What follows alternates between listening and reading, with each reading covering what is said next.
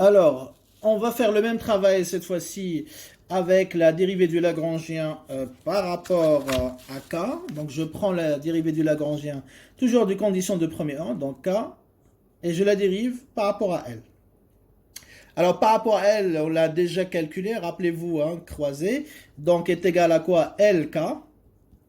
Et LK, on l'a déjà calculé, c'est 7. D'accord? Très bien. Donc, je passe à la dérivée du Lagrangien K. Je vais la dériver seconde fois par rapport à elle-même, c'est-à-dire par rapport à K. Donc, je prends l'expression c'est 7L moins 2 lambda, c'est ce qu'on a trouvé hein, donc dans le programme tout à l'heure, les conditions de premier ordre, et je la dérive par rapport à K.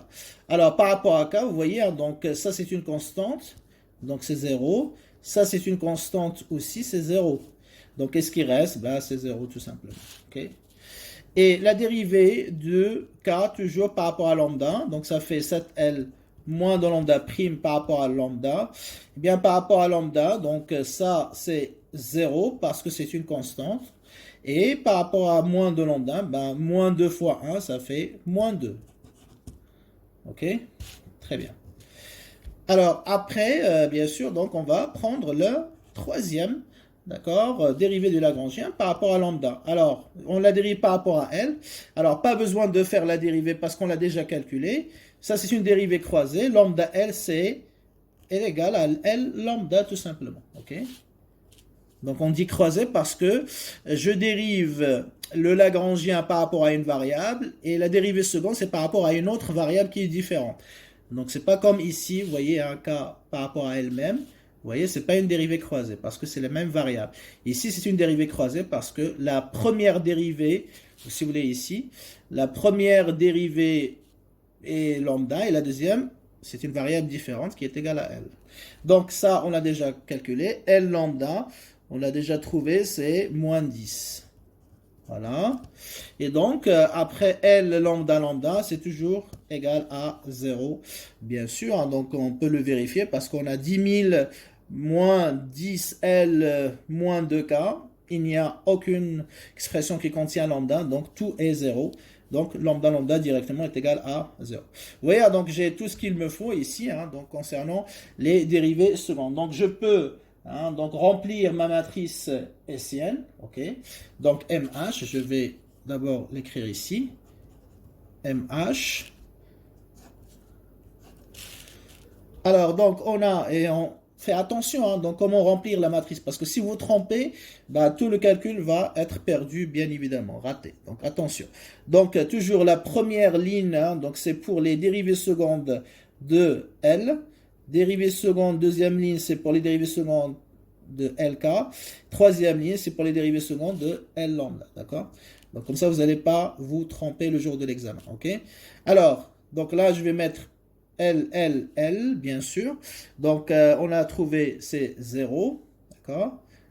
L, L, L, LK et L lambda. D'accord? Donc, LK, donc c'est 7. Et L lambda, c'est moins 10. D'accord? Très bien. Ensuite, deuxième ligne, hein, donc ça va être LKL, LKK et LK lambda. Je rappelle, hein, donc ça, bien sûr, donc c'est les chiffres en bas, hein, donc qui correspondent à ces dérivées secondes, et non pas celles en haut. Ok? Très bien. Donc, on a KL, donc c'est 7. K, on a trouvé, donc c'est 0. D'accord? Et puis, par rapport à lambda, c'est moins 2. Et puis la dernière, bien sûr, donc c'est moins 10. D'accord, on l'a déjà calculé. Moins 2. Et puis le dernier terme, c'est 0, bien sûr. Okay, très bien.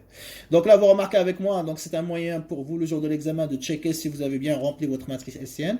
Donc toujours, hein, donc le chiffre que vous avez ici, au milieu, lorsque vous avez une matrice, 3 lignes, 3 colonnes, d'accord, carré comme ça, eh bien le deuxième chiffre première ligne, c'est le même qui est en deuxième ligne, d'accord, ici première colonne, toujours. Donc si vous n'avez pas égalité entre ces deux-là, ça veut dire que vous avez commis une erreur, ok. Il faut que celui-là soit le même qu'ici. Et puis après, donc les trois chiffres que vous avez ici, en troisième colonne, moins 10, moins 2, 0, il faut qu'il soit identique à celle de la troisième ligne. Moins 10, moins 2, 0. Vous voyez? Moins 10, moins 2, 0. Moins 10, moins 2, 0. Donc, ce qui existe dans la troisième colonne, ça doit être la même chose dans la troisième ligne.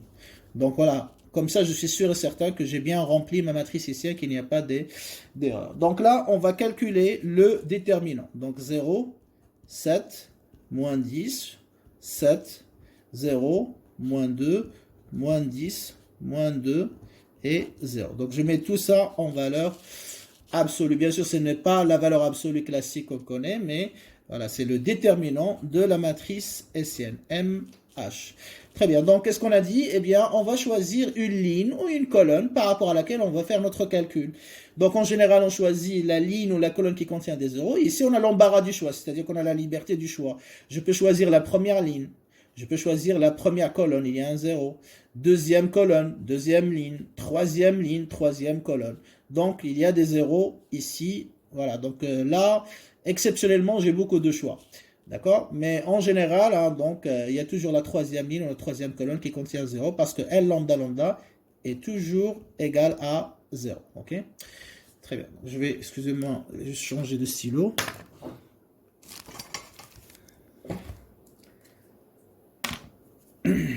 Très bien. Donc, je disais que L lambda lambda, c'est toujours égal à 0, vous voyez. Hein, donc, vous êtes assuré de... Voilà, si vous travaillez sur la troisième ligne, c'est toujours garanti. Alors, on va choisir la troisième ligne puisqu'on a l'habitude. Donc, voilà. Choisissons. Il faut le mentionner. Hein, donc, sur votre copie d'examen, il faut écrire que vous avez choisi la troisième ligne. Hein, il faut le préciser. Choisissons la troisième ligne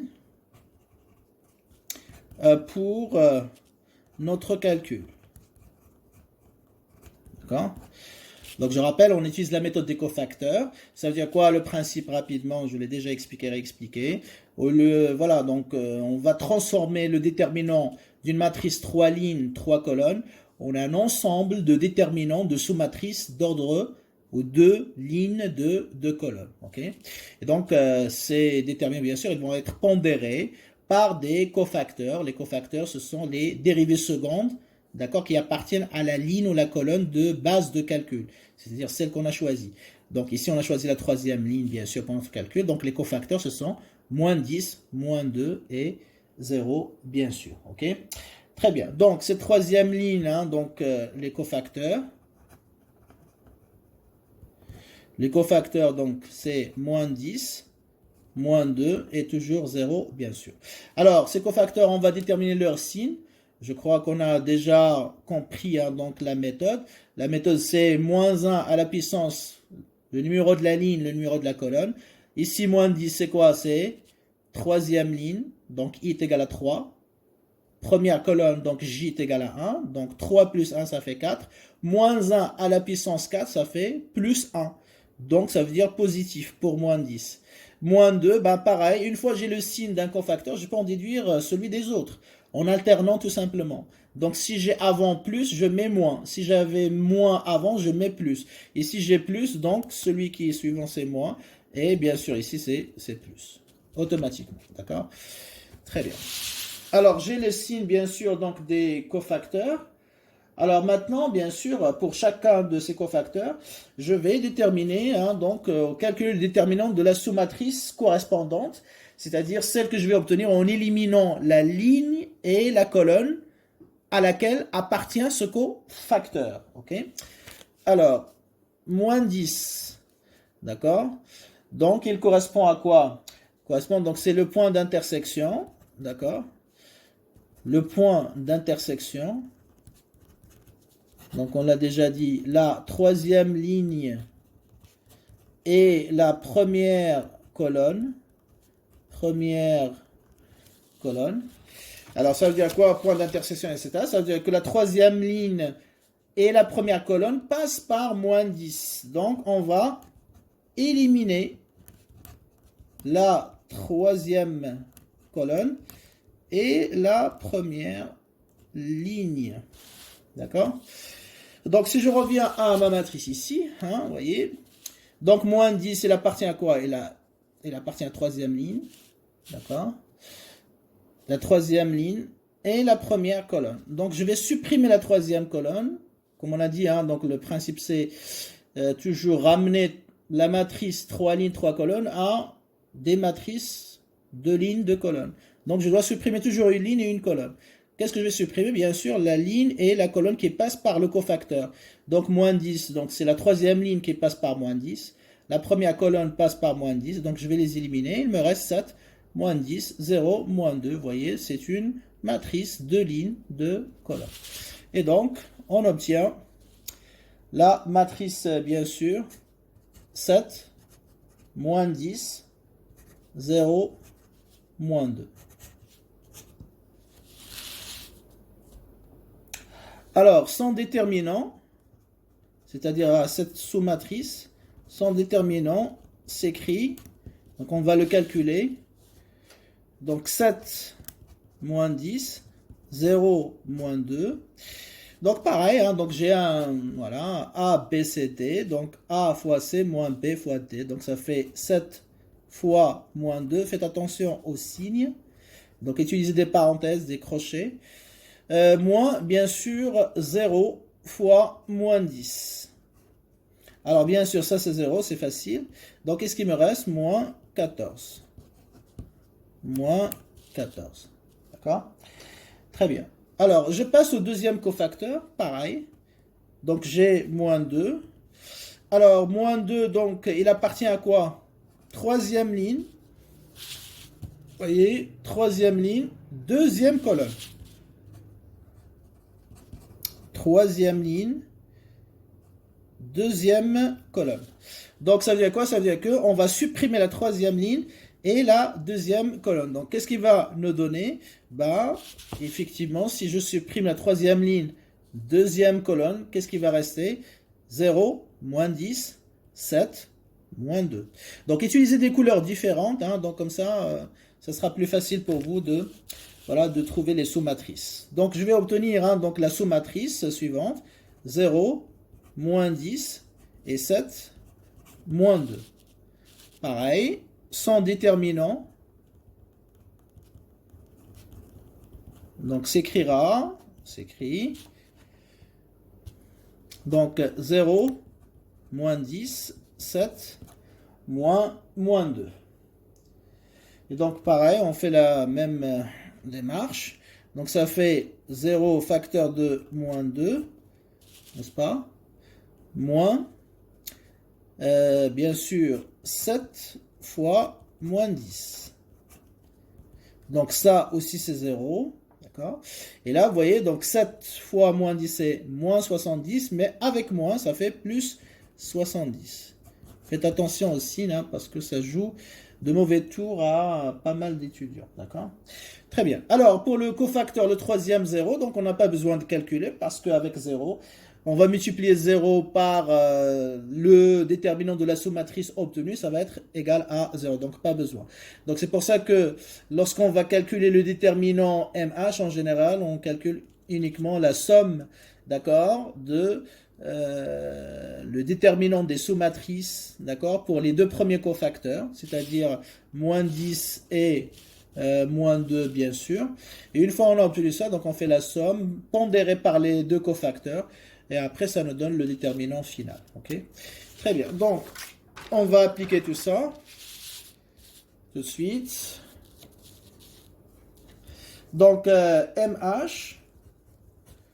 Et c'est là où je vais tenir compte, bien sûr, hein, donc de quoi? Bah, justement, hein, donc comment dirais-je, le signe, hein, donc des déterminants, des cofacteurs. Donc, MH, on a dit, hein, donc c'est plus. On a dit positif pour le premier cofacteur, moins 10. OK. Alors, moins 10, on a dit, hein, donc, on a trouvé moins 14 pour le, je crois, c'est ça, moins 14, pour le déterminant de la sous-matrice correspondant hein, donc, à ce cofacteur. C'est-à-dire en éliminant la troisième colonne et la première ligne. Vous voyez, donc on a trouvé moins 14, ça c'est multiplication. Et ensuite, hein, donc j'ai le signe moins, d'accord, pour le deuxième cofacteur qui est égal à moins 2. Je le mets toujours avec leur signe, hein, d'accord. Moins 2 fois le déterminant de la sous-matrice obtenu en éliminant la troisième colonne et troisième ligne et la deuxième colonne, on a trouvé 70, n'est-ce pas? Voilà, très bien. Donc ça nous fait moins 10 fois moins 14, ça fait plus, donc 140. Et ici, j'ai moins 2 fois 70, ça fait moins 140. Avec moins, ça fait plus 140. Et donc, au total, bien sûr, donc je vais obtenir 180. Bien sûr, plus 0, hein, donc, dont on a parlé, c'est-à-dire L, le cofacteur, d'accord, L lambda lambda, donc 0 fois le déterminant, ça va être égal à 0 de toute façon. Donc, on n'en tient pas compte. Et donc, MH, le déterminant, il est égal à 280. Donc, ce qui nous intéresse, ce n'est pas la valeur absolue de ce déterminant, mais c'est son signe. Est-ce qu'il est positif ou est-ce qu'il est négatif? Eh bien, MH, on le voit bien, il est positif, n'est-ce pas? Ce qui implique relation inverse, que la matrice hessienne, elle est négative. Et si la matrice hessienne, elle est négative, ça veut dire quoi? Ça veut dire que K étoile, L étoile correspond à un maximum. Ça veut dire que les conditions de second ordre sont vérifiées, effectivement. C'est-à-dire qu'elles correspondent à la nature du programme. Le programme, on cherche à maximiser. Et effectivement, cette combinaison optimale permet d'avoir un maximum. Donc, les conditions sont vérifiées. Ils ne seront pas vérifiés si, par exemple, je trouve ici un maximum, alors que le programme, c'est un minimum. Il cherche à minimiser. Donc, les conditions de second ordre sont vérifiées, ce qui implique que la combinaison 2500, 500, K étoile étoile qu'on a trouvé au départ, eh bien, elle permet de maximiser l'output, d'accord? Et c'est uniquement si, seulement si les conditions de second ordre sont vérifiées, et donc la combinaison optimale maximise la quantité, que j'ai le droit de calculer la quantité maximale. Parce que c'est ça l'objectif de la question. Quantité maximale, c'est la quantité que j'obtiens avec la combinaison qui maximise l'output, c'est-à-dire 2500, 500. Donc je vais remplacer, ça fait 7K étoile, L étoile. Donc 7 fois 2500, je remplace K étoile par sa valeur, et puis L étoile par sa valeur. Donc ça nous donne une valeur totale de 8 750 000. Voilà la quantité maximale que justement le producteur peut obtenir. Voilà en gros hein, donc la démarche à suivre hein, en appliquant un petit peu les principes qu'on a expliqués de manière très détaillée hein, donc lors de la précédente séance. Ok, très bien. Alors c'est une application quand même qui reste relativement accessible parce que on n'a pas beaucoup de variables, on a uniquement les chiffres. Donc là on va passer à un cap ou à un niveau de difficulté supérieur où on va trouver moins de chiffres mais avec plus de variables. C'est là où c'est un peu plus compliqué le jour de l'examen. Donc on va travailler ensemble une deuxième application de TD, comme ça sur ce cas-là précisément, pour que vous soyez prêts hein, et capables de reproduire les mêmes réponses si vous avez ça comme question le jour de l'examen. D'accord? Très bien. Alors, soit un producteur dans la fonction de production s'écrit. Ok. Donc on vous donne l'expression de la fonction. Donc QKL qui est égal à K à la puissance 1/2 fois L. Ok. Alors pour utiliser 2 unités de L, le producteur doit payer 16 dirhams. Alors que pour utiliser 3 unités de capital, il devra payer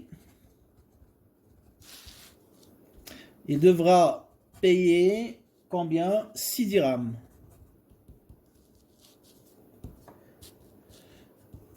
Il ne peut pas dépenser plus de 2400 dirhams.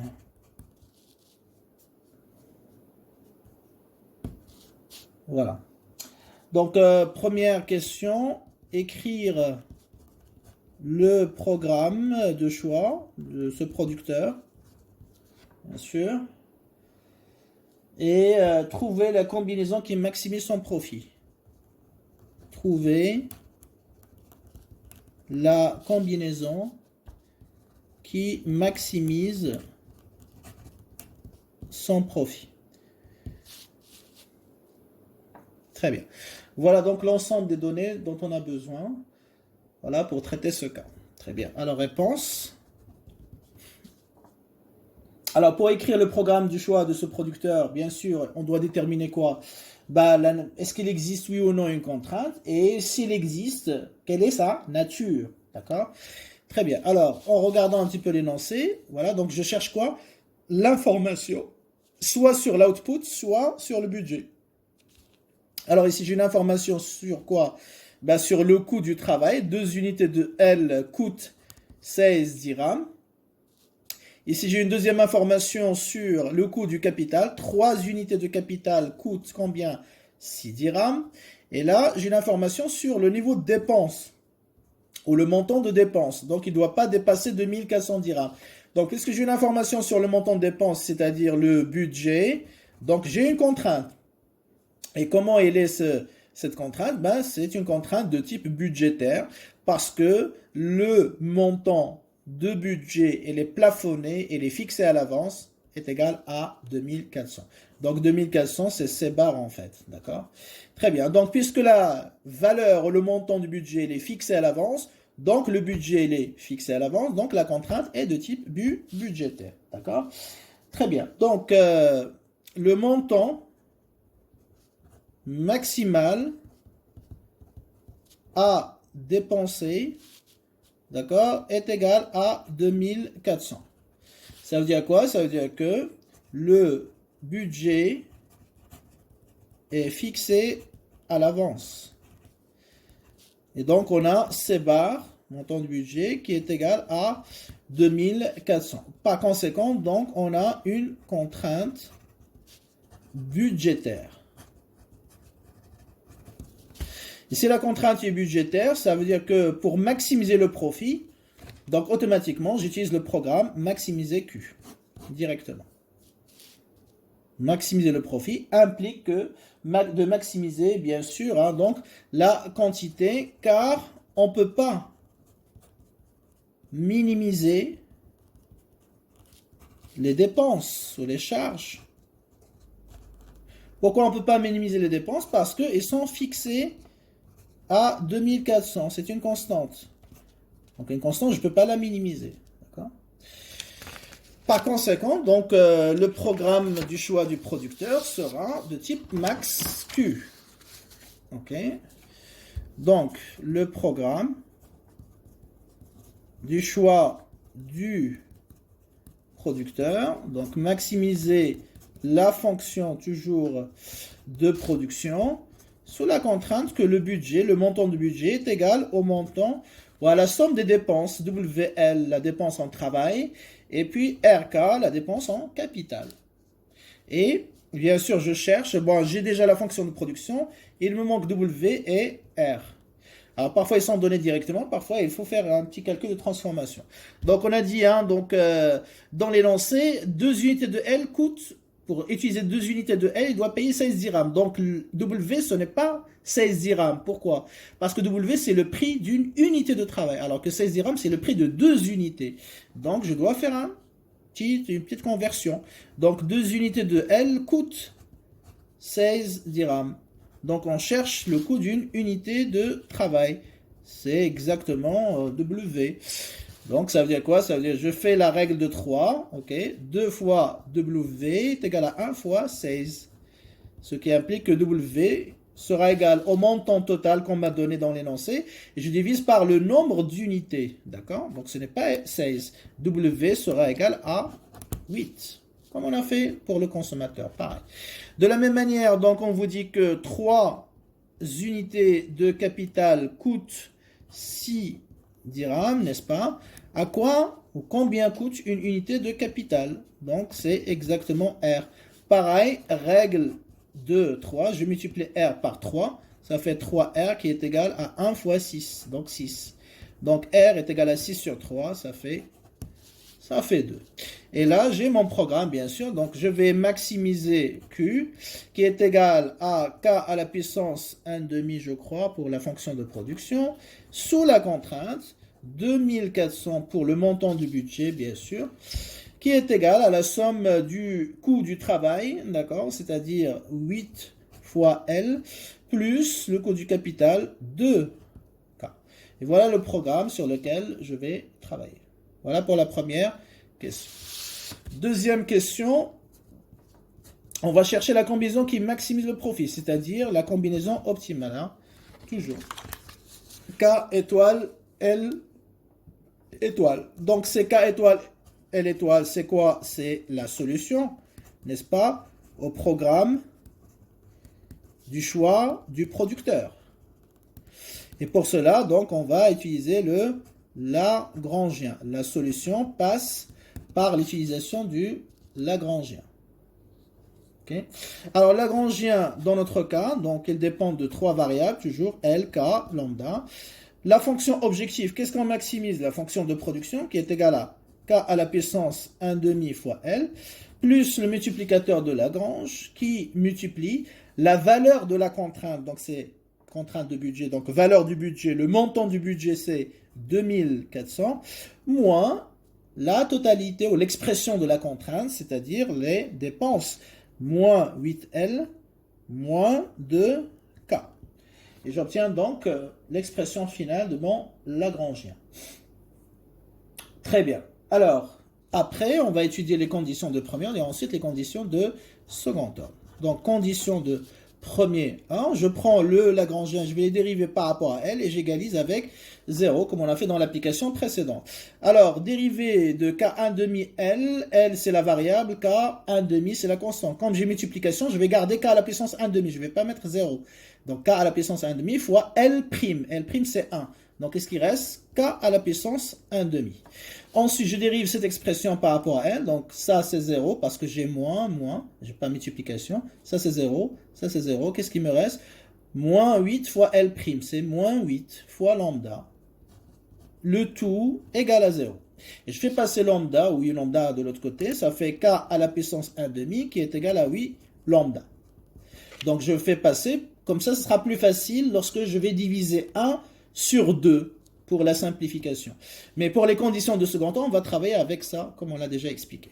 Donc, LK est égal à 0. Je dérive par rapport à K.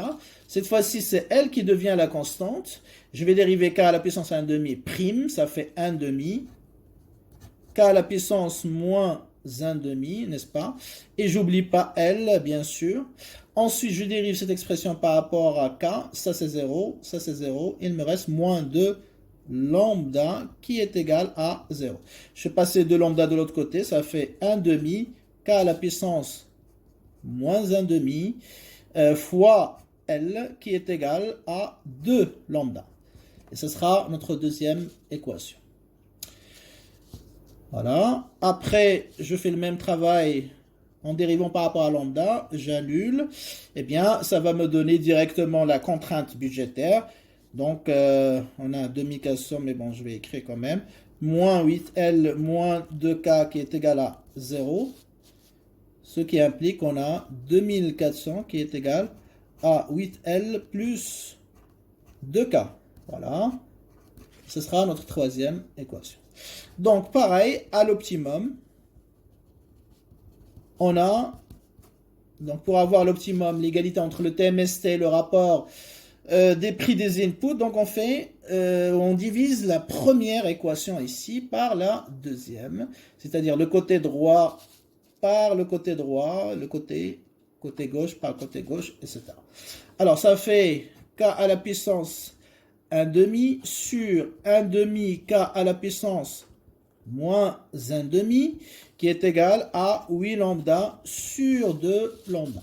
Et là, on fait un travail de simplification. Dans quel objectif? L'objectif, c'est d'écrire K en fonction de L. Alors ici, je simplifie par lambda. Je simplifie ici par lambda.